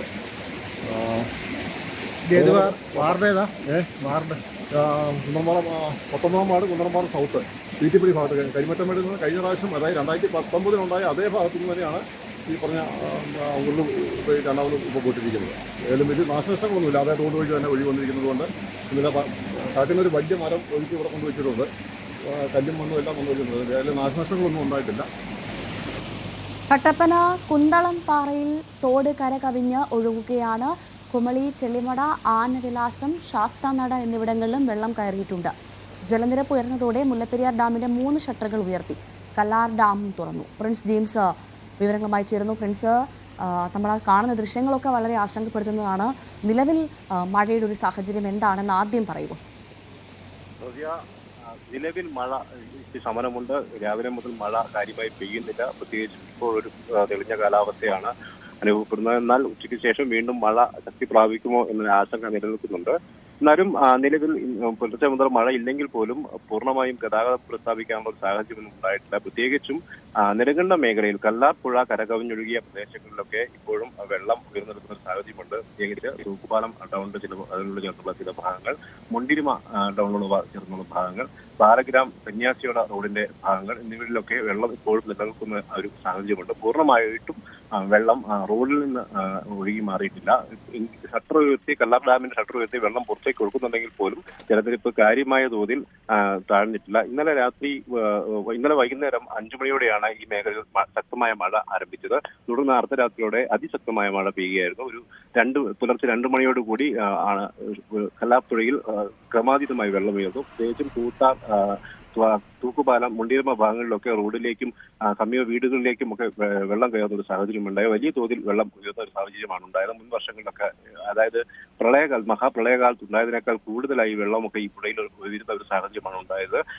കൂട്ടാറിന് വാഹനം ട്രാവലർ ഒഴുകിപ്പോകുന്ന ഒരു അവസ്ഥ ഉണ്ടായി. അപ്പം മറ്റൊരു വാഹനം കുടുങ്ങിയ റോഡിൽ കുടുങ്ങിയ ഒരു അവസ്ഥയുണ്ടായി. ഈ കൂട്ടാർ മേഖലയിൽ ആദ്യം തന്നെ വെള്ളം ഉയർന്ന സമയത്ത് തന്നെ നാട്ടുകാർ പുലർച്ചെ തന്നെ രക്ഷാപ്രവർത്തനം ആരംഭിക്കുകയും പുഴയോട് ചേർന്നൊക്കെ താമസിക്കുന്ന ആളുകളെല്ലാം മാറ്റി പാർപ്പിക്കുകയും ചെയ്യുന്ന സാഹചര്യം ഉണ്ടായിരുന്നു. അപ്പം മുല്ലപ്പെരിയാറിന്റെ ഷട്ടറുകൾ ഉയർത്തിയിട്ടുണ്ട്. ഈ പെരിയാറിന്റെ തീരത്തുള്ളവരുടെ ഒരു സാഹചര്യം എന്താണ്? ഭവ്യ, നിലവിൽ 138 അടി വെള്ളം മുല്ലപ്പെരിയാർ അണക്കെട്ടിലെ പിടിച്ചിട്ടിരിക്കുന്നു. ആ ഒരു സാഹചര്യത്തിലാണ് ഇന്ന് രാവിലെ ഷട്ടർ ഉയർത്തത്. 136 അടിയിലേക്ക് ജലനിരപ്പ് എത്തിയതോടെ ഷട്ടർ ഉയർത്താനുള്ള തീരുമാനം തമിഴ്നാട് സർക്കാർ തീരുമാനിക്കുകയായിരുന്നു. 138.25 അടിയിലാണ് ഇപ്പോൾ വെള്ളം ഒഴിഞ്ഞെടുക്കുന്നത്. അണക്കെട്ടിന്റെ 3 ഷട്ടറുകൾ, R1, R2, R3 ഷട്ടറുകൾ 70 സെന്റിമീറ്റർ വീതം ഉയർത്തി നിലവിൽ 1000 ക്യൂസെക്സിലധികം വെള്ളമാണ് പുറത്തേക്ക് ഒഴുകുന്നത്. ഏതാണ്ട് 5000 ക്യൂസെക്സിലധികം വെള്ളം പുറത്തേക്ക് ഒഴുക്കുമെന്നാണ് നമുക്ക് അറിയിപ്പ് ലഭിച്ചിരിക്കുന്നത്. എന്നാൽ ക്രമാതീതമായി വെള്ളം അണക്കെട്ടിലേക്ക് ഒഴുകിയെത്തുന്ന ഒരു സാഹചര്യമുണ്ട്. പുലർച്ചെ ഇപ്പോൾ മഴ കുറവുണ്ടെങ്കിൽ പോലും വൃഷ്ടിപ്രദേശങ്ങളിൽ കഴിഞ്ഞ രാത്രിയൊക്കെ അതിശക്തമായ മഴ പെയ്തതിനാൽ നീരൊഴുക്ക് അതിശക്തമായി തുടരുന്നൊരു സാഹചര്യമുണ്ട്. ഒപ്പം തമിഴ്നാട് 1400 ക്യൂസെക്സിലധികം വെള്ളം തമിഴ്നാടിലെ ടണൽ മാർഗം കൊണ്ടുപോകുന്നുണ്ട്. എങ്കിൽ പോലും അതിലധികമായി വെള്ളം അണക്കെട്ടിലേക്ക് ഒഴുകിയെത്തുന്ന ഒരു സാഹചര്യമുണ്ട്. എന്തായാലും ഷട്ടർ ഉയർത്തി വെള്ളം പുറത്തേക്ക് ഒഴുക്കുന്നുണ്ട്. ഒപ്പം ജനങ്ങൾക്ക് കൃത്യമായ നിർദ്ദേശങ്ങൾ നൽകിയിട്ടുണ്ട്. ആളുകൾ മാറി താമസിക്കാൻ നിർദ്ദേശം നൽകിയിട്ടുണ്ട്. എന്തായാലും പകൽ സമയത്ത് ഷട്ടർ ഉയർത്തിയതിനാൽ വലിയ തോതിൽ ആളുകൾക്ക് ബുദ്ധിമുട്ടുണ്ടാകാതെ തന്നെ ഇവരെ മാറ്റിപ്പാർപ്പിക്കാനും മറ്റു ക്രമീകരണങ്ങൾ ചെയ്യാൻ സാധിക്കുമെന്നാണ് കരുതുന്നത്. ഈ ദുരിതാശ്വാസ ക്യാമ്പുകൾ തുറന്നിട്ടുണ്ടോ? ഒപ്പം നമ്മൾ നേരത്തെ ദൃശ്യങ്ങളിൽ കണ്ടതാണ്, ഒരു വീട് പൂർണ്ണമായും വെള്ളത്തിൽ മുങ്ങിയിട്ടുണ്ട്. അത് അവിടെ നിന്നൊക്കെ വെള്ളം ഇറങ്ങി തുടങ്ങിയോ? കാരണം ഇപ്പോൾ മഴയില്ല എന്ന് പറയുന്നു. ഭവ്യ, നിലവിൽ ആളുകളെയൊക്കെ സുരക്ഷിതമായ മറ്റു പ്രദേശങ്ങളിലേക്ക് മാറ്റി പാർപ്പിക്കുന്നു. പ്രത്യേകിച്ചും അയൽവാസികളുടെയും ഒക്കെ വീടുകളിലേക്കും മറ്റുമാണ് ഇപ്പോൾ മാറ്റി താമസിച്ചിരിക്കുന്നത്. വെള്ളം പൂർണ്ണമായും താഴ്ന്ന ഒരു സാഹചര്യമില്ല. നിരവധി വീടുകളിൽ ഇത്തരത്തിൽ സമാനമായ ഒരു അവസ്ഥയുണ്ട്. വെള്ളം പൂർണ്ണമായും വെള്ളത്തിൽ മുങ്ങിയ ഒരു അവസ്ഥയുണ്ട്. പ്രത്യേകിച്ചും നമ്മൾ കണ്ടതാണ് വീടിന് മുകളിൽ കുടുങ്ങിയവരെ രക്ഷപ്പെടുത്തുന്ന ഒരു അവസ്ഥ. അത് വെള്ളം വീടിന്റെ ഉള്ളിലേക്ക് കയറിയ ഒരു അവസ്ഥയിൽ ഇവർ ടെറസിന്റെ മുകളിലേക്ക് കയറി രക്ഷ പ്രാപിക്കരുത്. എന്നാൽ വീണ്ടും വെള്ളം ഉയർത്ത് ടെറസിന്റെ സമീപത്തേക്ക് വരെ ആ വീട് പൂർണ്ണമായും മുങ്ങുന്ന ഒരു സാഹചര്യത്തിലേക്ക് എത്തിയപ്പോഴാണ് പിന്നീട് നാട്ടുകാരെത്തുകയും ഇവരെ സാഹസികമായി രക്ഷപ്പെടുത്തുകയും ചെയ്തത്. അങ്ങനെ നിരവധി സാഹചര്യങ്ങൾ, നിരവധി സംഭവങ്ങൾ ഈ പ്രദേശത്ത് ഉണ്ടായിട്ടുണ്ട്. നിരവധി വീടുകൾ ഇത്തരത്തിൽ പൂർണ്ണമായോ ഭാഗികമായോ ഒക്കെ വെള്ളത്തിൽ മുങ്ങിപ്പോയ ഒരു അവസ്ഥ ഉണ്ടായിരുന്നു. ഇപ്പൊ നിലവിൽ വെള്ളത്തിന് കുറവുണ്ട്. പല വീടുകളുടെ കയ്യിൽ നിന്ന് വെള്ളം താഴ്ന്നു തുടങ്ങിയിട്ടുണ്ട്. എങ്കിൽ പോലും വീട്ടുപകരണങ്ങളൊക്കെ പൂർണ്ണമായും നശിച്ച സാഹചര്യമുണ്ട്. അപ്പം വ്യാപാര സ്ഥാപനങ്ങൾക്കും വലിയ തോതിലുള്ള നാശനഷ്ടം ഉണ്ടായിട്ടുണ്ട്. എന്തായാലും നാശനഷ്ടങ്ങളുടെ കണക്കൊന്നും വ്യക്തമല്ല. എന്തായാലും വരും മണിക്കൂറുകളിൽ മഴ കുറഞ്ഞു കഴിഞ്ഞാൽ ഏതാനും മണിക്കൂറുകളിൽ തന്നെ വെള്ളം താഴുമെന്നാണ് പ്രതീക്ഷിക്കുന്നത്. പ്രിൻസ് ജെയിംസ് ആണ് ഇടുക്കിയിൽ നിന്ന് വിവരങ്ങൾ നൽകിയത്. നിലവിൽ എന്തായാലും ഇടുക്കിയിൽ മഴയ്ക്ക് നേരിയ ശമനമുണ്ട് എന്നുള്ള വിവരമാണ് ലഭിക്കുന്നത്. വലിയ നാശനഷ്ടമാണ് ഒറ്റ രാത്രി പെയ്ത മഴയിൽ ജില്ലയിൽ റിപ്പോർട്ട് ചെയ്തിരിക്കുന്നത്. വലിയ തരത്തിൽ വാഹനങ്ങളടക്കം ഒലിച്ചു പോകുന്ന ദൃശ്യങ്ങളാണിപ്പോൾ പ്രേക്ഷകർ കാണുന്നത്. നിലവിൽ എന്തായാലും മുല്ലപ്പെരിയാർ അണക്കെട്ടിന്റെ 3 ഷട്ടറുകൾ തുറന്നിട്ടുണ്ട്. പെരിയാർ തീരത്തുള്ളവർക്കൊക്കെ ജാഗ്രതാ നിർദ്ദേശം നൽകി. വീടുകളിൽ വെള്ളം കയറിയ ആളുകളെയൊക്കെ മാറ്റിപ്പാർപ്പിച്ചു എന്നാണ് മനസ്സിലാക്കുന്നത്. പ്രിൻസ് ജെയിംസ് ആണ് വിവരങ്ങൾ നൽകിയത്. കൊല്ലം മുട്ടറ മരുതമലയിൽ നിന്ന് താഴേക്ക് ചാടി മരിച്ച പെൺകുട്ടിയുടെ പോസ്റ്റ്മോർട്ടം ഇന്ന്. അടൂർ പെരിങ്ങനാട് സ്വദേശിനി മീനുവാണ് ഇന്നലെ മരിച്ചത്. പരിക്കുകളോടെ സ്വകാര്യ ആശുപത്രിയിൽ പ്രവേശിപ്പിച്ച ശിവർണയുടെ ആരോഗ്യനില ഗുരുതരമായി തുടരുകയാണ്.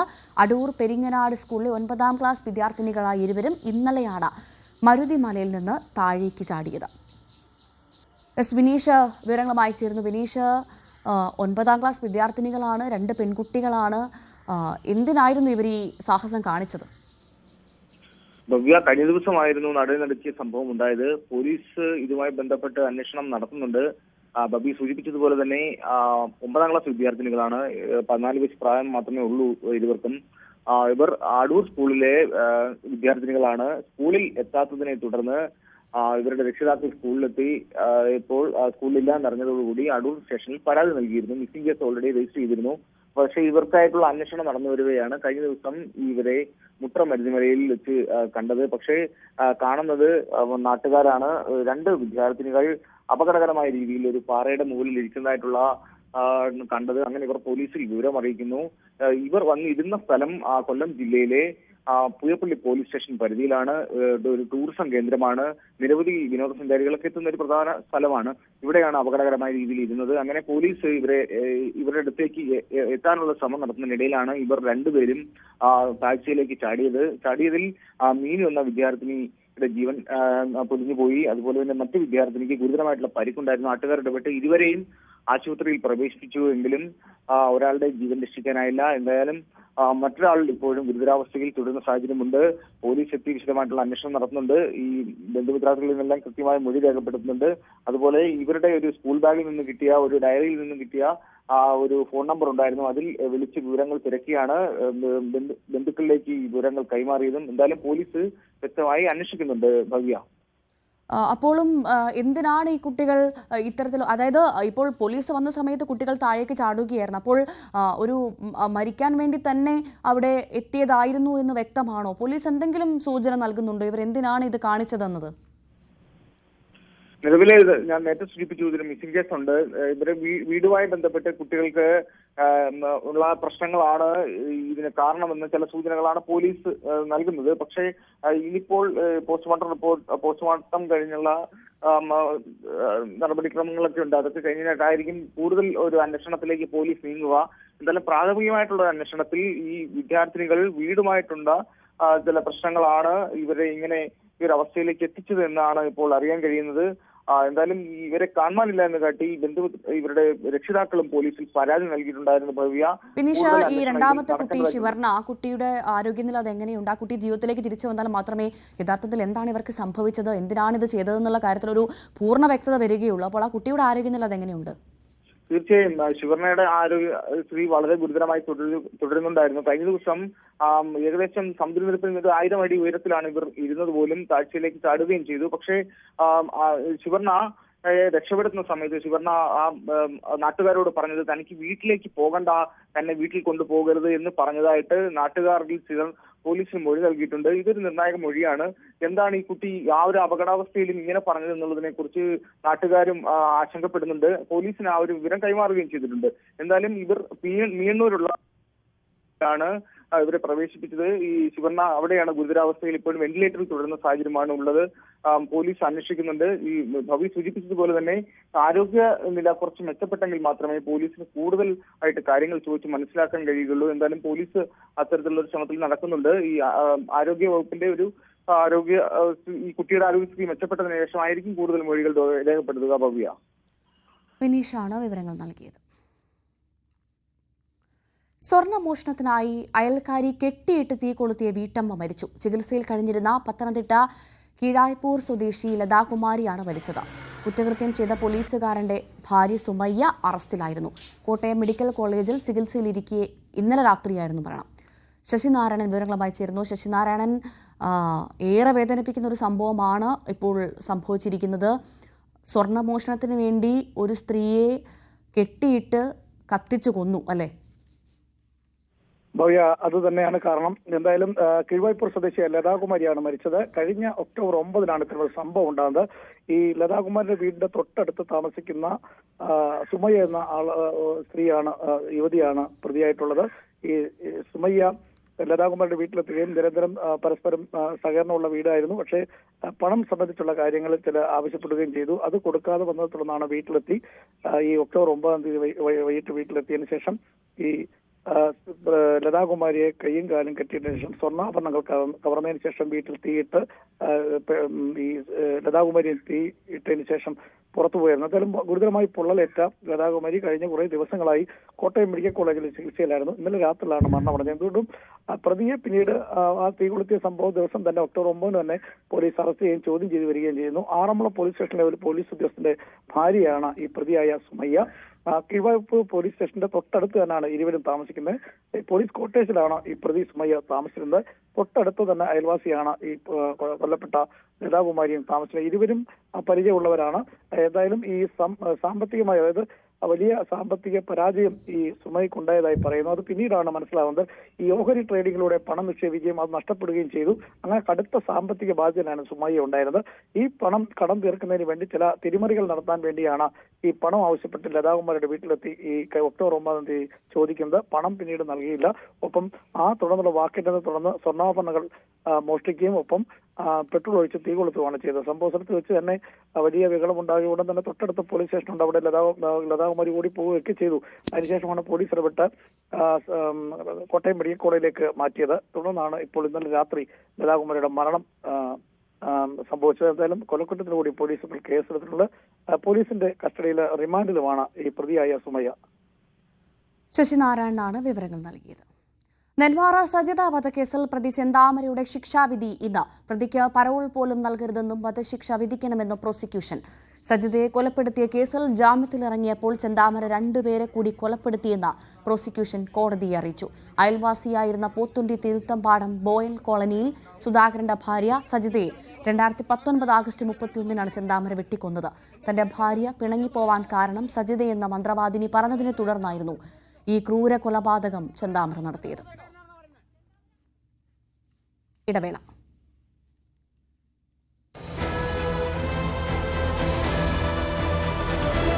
മണ്ണിന്റെ മണമുള്ള ജീവിതത്തിലേക്ക് തിരിച്ചു കൊണ്ടുവരാൻ നമുക്ക്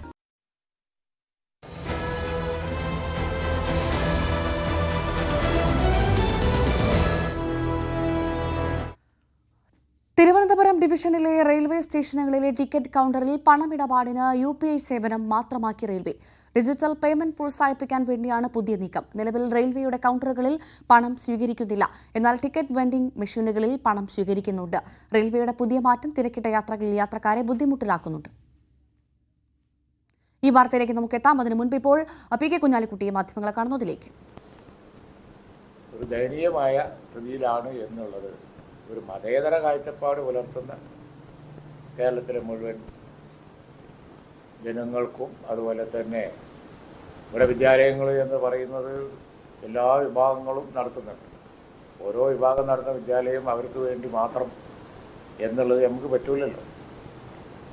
അപ്പോൾ അതുകൊണ്ട് ഇതിലൊരു വിശാലമായ കാഴ്ചപ്പാടെടുത്ത് പോവാൻ പൊതുസമൂഹം ഉത്തരവാദിത്വം കാണിക്കുകയാണ് വേണ്ടത്. ഇത്തരം വിഭാഗീയ പ്രവർത്തനങ്ങൾ കേരളത്തിൽ വിജയിക്കുന്നത് അതാണ് പ്രധാനം. സാധാരണഗതിയിൽ ഇത്തരം വിഭാഗീയ പ്രവർത്തനങ്ങൾ വിജയിക്കാറില്ല. വിജയിക്കുന്നത് മോശമാണ്. അത് നല്ലോണം നിരീക്ഷിച്ചതിന് ശേഷം അഭിപ്രായം പറഞ്ഞാൽ മതി എന്നുള്ളത് കൊണ്ടാണ് ഞങ്ങൾ ആ കാര്യം നിരീക്ഷിച്ചത്. പക്ഷേ ഇപ്പോൾ അതിൻ്റെ അവസാന അത് വന്ന് ഉണ്ടായ കാര്യം വെച്ച് നോക്കുമ്പോൾ അതിൽ അഭിപ്രായം പറയാതിരുന്നാൽ മോശമാണ്. കാരണം ഇത് ഇന്നൊരു വിഭാഗം തുടങ്ങിയാൽ നാളെ വേറെ വിഭാഗം തുടങ്ങും. ഓരോ വിഭാഗം നടത്തുന്ന സ്കൂളുകൾ അതത് വിഭാഗങ്ങൾക്ക് മറ്റുള്ളവരുടെ വേഷം കാര്യവും മറ്റും ഇതൊക്കെ ഒരു ഗിവ് ആൻഡ് ടേക്കിൽ പോകുന്ന കാര്യങ്ങളാണ്. നിയമം മാത്രം പറഞ്ഞാൽ ഒരുപാട് പ്രശ്നങ്ങളുണ്ടാവും. അപ്പോൾ അതുകൊണ്ട് ഈ പള്ളുരുത്തി സ്കൂളിൽ സംഭവിച്ച കാര്യങ്ങൾ വളരെ വളരെ അനഭിലഷണീയമാണ്. അത് അസഹിഷ്ണുതയുടെ അതിൻ്റെ ആ വാർത്താസമ്മേളനവും അത് സംബന്ധിച്ച അവർ പറഞ്ഞതും അതുപോലെ തന്നെ അതിനെ എതിർത്ത് പറഞ്ഞതും എല്ലാം അസഹിഷ്ണുതയുടെ ഉദാഹരണങ്ങളാണ്. അത് മോശമാണ്. അത് കണ്ടില്ല നടിക്കാൻ ആർക്കും പറ്റൂല. പാർട്ടി അത് വിലയിരുത്തിയിട്ടുണ്ട് എന്നുള്ള ഒരഭിപ്രായം പറയാം. പിന്നെ നമ്മളെ 1-2 കാര്യങ്ങൾ വേറെയും പറയാനുണ്ട്. അത് മനസ്സിലാകുന്നത് ചോദിക്കാം.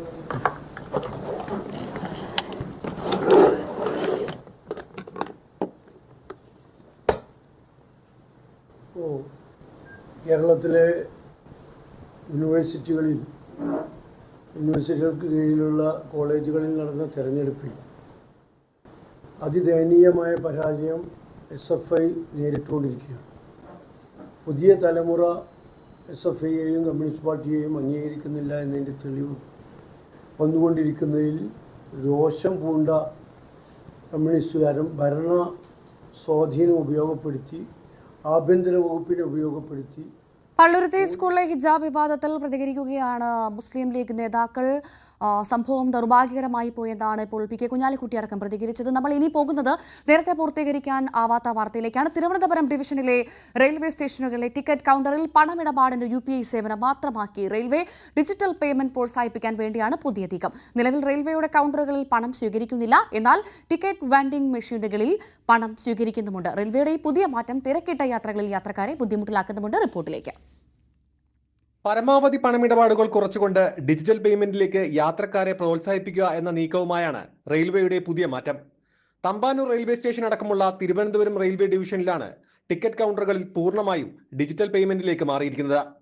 Thampanoor railway station general ticket കൌണ്ടറുകളിൽ പണം സ്വീകരിക്കില്ല എന്ന് അറിയിച്ചുകൊണ്ടുള്ള പോസ്റ്ററുകളും സ്ഥാപിച്ചിട്ടുണ്ട്. ഇതിനു പകരം കൌണ്ടർ സമീപം തന്നെയുള്ള ഓട്ടോമാറ്റിക് ടിക്കറ്റ് വെൻഡിംഗ് മെഷീനുകളിൽ പണം സ്വീകരിക്കുന്നുണ്ട്. എന്നാൽ ഇത് അറിയിച്ചുകൊണ്ടുള്ള പോസ്റ്ററുകൾ എങ്ങുമില്ല. തിരക്ക് കൂടുതലായിട്ടുള്ള സമയങ്ങളിൽ ഈ മാറ്റം യാത്രക്കാരെ കുഴക്കുന്നുണ്ട്. മാത്രമല്ല ഇപ്പോഴും ഡിജിറ്റൽ രീതികളിലേക്ക് മാറാത്ത ഒരു വിഭാഗം ജനങ്ങളെ അടക്കം പെട്ടെന്നുള്ള ഈ മാറ്റം ബുദ്ധിമുട്ടിലാക്കുന്നുണ്ടെന്നാണ് പ്രധാന ആക്ഷേപം. കൃത്യമായ അറിയിപ്പുകൾ ഇല്ലാത്തതുകൊണ്ട് തന്നെ കൗണ്ടറുകളിൽ പണം സ്വീകരിക്കില്ല എന്നത് അറിയാതെ ക്യൂ നിൽക്കുന്നവരും അനവധിയാണ്. ന്യൂസ് 18 തിരുവനന്തപുരം. കൊല്ലം ശൂരനാട് ശാസ്താംകോട്ട മാർക്കറ്റിംഗ് സഹകരണ സംഘത്തിന്റെ കോടികൾ വിലമതിക്കുന്ന ഭൂമി സിപിഎമ്മിന്റെ നേതൃത്വത്തിൽ നിയമവിരുദ്ധമായി കൈമാറാൻ ശ്രമം നടക്കുന്നെന്ന് ആരോപണം. ഭരണസ്വാധീനം ഉപയോഗിച്ച് ഭൂമി പിടിച്ചെടുക്കാനുള്ള നീക്കമാണ് നടക്കുന്നതെന്നാണ് പ്രതിപക്ഷ ആരോപണം. സംഭവത്തിൽ പ്രതിഷേധിച്ച് വൻ പ്രക്ഷോഭം സംഘടിപ്പിക്കുമെന്ന് യൂത്ത് കോൺഗ്രസ് അറിയിച്ചു. സഹകരണ സംഘത്തിന്റെ ഉടമസ്ഥതയിലുള്ള ഏകദേശം 2 ഏക്കർ ഭൂമിയാണ് സിപിഎം നിയന്ത്രണത്തിലുള്ള സ്വകാര്യ മെഡിക്കൽ കോളേജ് ആശുപത്രിയുടെ ശാഖയ്ക്കായി കൈമാറ്റം ചെയ്യാൻ നീക്കം നടക്കുന്നതായി ആരോപണമുയർന്നിരിക്കുന്നത്. നിയമപരമായ അനുമതികൾ ഇല്ലാതെ തന്നെ കരാർ വ്യവസ്ഥയിലൂടെ ഭൂമി വിട്ടുകിട്ടാൻ ശ്രമമാണെന്നാണ് ആരോപണം. 8 വർഷമായി തെരഞ്ഞെടുപ്പ് നടത്താതെ സിപിഎമ്മിന്റെ ആജ്ഞാനുവർത്തികളായ ഉദ്യോഗസ്ഥരാണ് സംഘത്തെ നിയന്ത്രിക്കുന്നതെന്നും ആക്ഷേപമുണ്ട്. അഡ്മിനിസ്ട്രേറ്റർമാരെ ഭീഷണിപ്പെടുത്തി നിയമവിരുദ്ധമായ തീരുമാനങ്ങൾ എടുപ്പിക്കുകയാണെന്നാണ് യൂത്ത് കോൺഗ്രസ് ആരോപിക്കുന്നത്. നമുക്കറിയാം, ഒരു അഡ്മിനിസ്ട്രേറ്ററെ സംബന്ധിച്ചിടത്തോളം അഡ്മിനിസ്ട്രേറ്ററുടെ ഭരണം ഏതൊക്കെ തരത്തിലാണ് മുന്നോട്ട് പോകുന്നതെന്ന് നമുക്കറിയാം. 6 മാസം മാത്രം ഭരണകാലാവധി. നയപരമായ തീരുമാനങ്ങൾ എടുക്കുവാൻ യാതൊരു അവകാശവും ഒരു അഡ്മിനിസ്ട്രേറ്ററെ സംബന്ധിച്ചില്ല. ദൈനംദിന കാര്യങ്ങൾ മാത്രം നടത്തിക്കൊണ്ടു പോവുക എന്നുള്ള ചുമതല മാത്രമാണ് അഡ്മിനിസ്ട്രേറ്ററെ സംബന്ധിച്ചുള്ളത്. പക്ഷേ ഇവിടെ അഡ്മിനിസ്ട്രേറ്ററെ അനധികൃതമായി സ്വാധീനിച്ച് നിയമവിരുദ്ധമായി ഈ ഭൂമി അട്ടിമറിക്കാനുള്ള ശ്രമമാണ് CPM-ന്റെ ലീഡർഷിപ്പിന്റെ ഭാഗത്തു നിന്നുണ്ടാകുന്നത്. അത് വളരെ ശക്തമായ സമരപരിപാടികളുമായി ഞങ്ങൾ മുന്നോട്ട് പോയി അതിനെ തടയിടും എന്ന് മാത്രമാണ് ഞങ്ങൾക്ക് പറയാനുള്ളത്. ഒരു കാലത്ത് 100-ലധികം തൊഴിലാളികളോടുകൂടി കൊപ്ര സംഭരണശാലയായി പ്രവർത്തിച്ചിരുന്ന ഈ സഹകരണ സംഘം ഇപ്പോൾ അടഞ്ഞുകിടക്കുകയാണ്.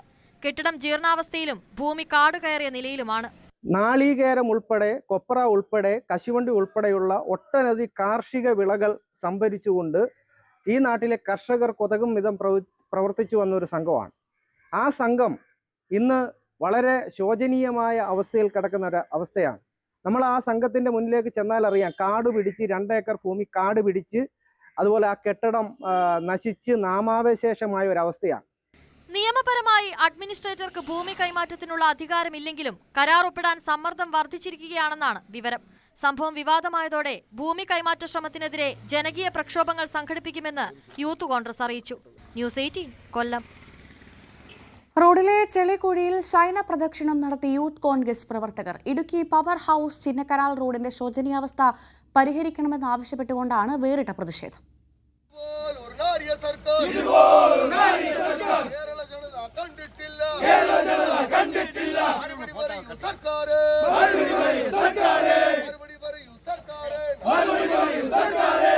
മൂന്നാറിലെ പ്രധാന വിനോദസഞ്ചാര ആകർഷണമായ ചിന്നക്കനാൽ സൂര്യനെല്ലി മേഖലയിലേക്കുള്ള ഏക പാതയാണിത്.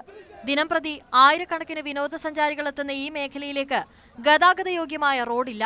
ദേശീയപാതയിൽ നിന്നും ചിന്നക്കനാലിലേക്കുള്ള 3 കിലോമീറ്റർ ദൂരമാണ് പൂർണ്ണമായും തകർന്നു കിടക്കുന്നത്. നിർമ്മാണം ആരംഭിച്ച് 3 വർഷം പിന്നിടുമ്പോഴും റോഡ് പഴയപടി തന്നെ.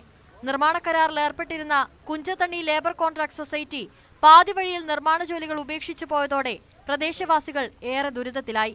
പൊതുമരാമത്ത് വകുപ്പ് മന്ത്രിയുടെയും MLA-യുടെയും പഞ്ചായത്ത് ഭരണസമിതിയുടെയും ശ്രദ്ധയിൽപ്പെടുത്തിയിട്ടും നാളിതുവരെ യാതൊരുവിധ നടപടിയും ഉണ്ടാകാത്തതിൽ പ്രതിഷേധിച്ചാണ് യൂത്ത് കോൺഗ്രസ് ചിന്നക്കനാൽ മണ്ഡലം കമ്മിറ്റിയുടെ നേതൃത്വത്തിൽ റോഡിലെ ചെളിക്കുഴിയിൽ ശയന പ്രദക്ഷിണം നടത്തിയത്. ചിന്നക്കനാൽ വിലക്ക് റോഡ്, സൂര്യനെല്ലി, ഗുണ്ടുമല റോഡുകളുടെ ശോചനീയാവസ്ഥ എത്രയും പെട്ടെന്ന് പരിഹരിക്കണമെന്ന് യൂത്ത് കോൺഗ്രസ് പ്രവർത്തകർ ആവശ്യപ്പെട്ടു. കുഞ്ചത്തണ്ണി ലേബർ കമ്മിറ്റി சொசைட்டியின் பேரில் கான்ட்ராக்ட் எடுக்கப்பட்டு கான்ட்ராக்ட் முழுமையாக செய்யாமல் பணத்தை எல்லாம் அடித்து மாற்றிவிட்டு ஒரு நடவடிக்கையும் இல்லாமல் இந்த LDF சர்க்கார், இந்த சின்னக்கனால் கிராம பஞ்சாயத்தில் உள்ள LDF சர்க்காரும் சரி, கேரளத்தில் உள்ள LDF சர்க்காரும் சரி, ஒரு நடவடிக்கை எடுக்காமல் மெத்தன போக்கு காட்டுவது இங்க உள்ள வசிக்கும் மக்களுக்கு மிகவும் துயரமாக இருக்கிறது. ஒரு நாள் ஆயிரக்கணக்கான சுற்றுலா பயணிகள் வந்து செல்லக்கூடிய இந்த சாலை மிகவும் மோசமாக இருக்கிறது. காங்கிரஸ் சார்பாகவும் யூத் காங்கிரஸ் சார்பாகவும் இதற்கு முன்பாக பல்வேறு போராட்டங்களை நடத்தியும் இது யாரும் கேப்பாரற்ற நிதியாக கிடைக்கிறது. റോഡിൽ ശയന പ്രദക്ഷിണം ആരംഭിച്ചതോടെ നിരവധി വിനോദസഞ്ചാരികളുടെ വാഹനം ഗതാഗത കുരുക്കിൽപ്പെട്ടു. അരമണിക്കൂർ നീണ്ടുനിന്ന ശയന പ്രദക്ഷിണത്തിന് ശേഷമാണ് ഗതാഗതം പുനഃസ്ഥാപിച്ചത്. ഇനിയും റോഡ് ഗതാഗതയോഗ്യമാക്കാൻ അധികൃതർ തയ്യാറായില്ലെങ്കിൽ PWD MLA ഓഫീസ് പടിക്കലേക്ക് സമരം വ്യാപിപ്പിക്കുമെന്നും കോൺഗ്രസ് പ്രവർത്തകർ അറിയിച്ചു. ന്യൂസ് 18 ഇടുക്കി. ആരംഭിച്ചത് വലിയ മഴക്കാലമാണ്. പലയിടങ്ങളിലും റോഡേത് തോടേതെന്നറിയാത്ത സാഹചര്യമാണ് ഉടലെടുത്തിരിക്കുന്നത്. ഇതിനിടയിലാണ് ഇപ്പോൾ ഇടുക്കി ചിന്നക്കനാലിൽ യൂത്ത് കോൺഗ്രസിന്റെ വേറിട്ടൊരു പ്രതിഷേധം നമ്മൾ കണ്ടത്. 9 മണി വാർത്ത ഇവിടെ പൂർണ്ണമാവുകയാണ്. ഇനി ഇടവേളയ്ക്ക് ശേഷം ന്യൂസ് റൺസ് കാണാം. മഞ്ജുഷ് ഗോപാൽ ചേരും. നമസ്കാരം.